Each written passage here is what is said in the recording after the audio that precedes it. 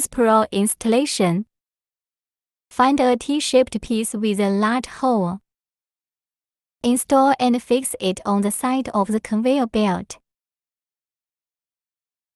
After fixing it, find an aluminum tube to put it in. Fix it. Then take a connector C and fix it on the connector. Cross the aluminum tube. Then take out the print head. Fix the T-shaped piece on the print head.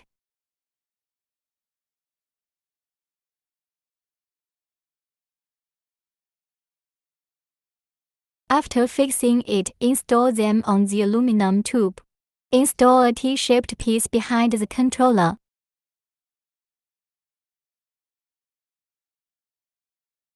Continue to install connector C. After installing it, install aluminum tube. Then install the screen. Then fix one end of the photoelectric on the print head. After sensor is fixed, connect the other end to the controller. Connect power supply. Finally, connect the controller to the print head. Then installation successfully. Adjust the print head height according to the size of the object.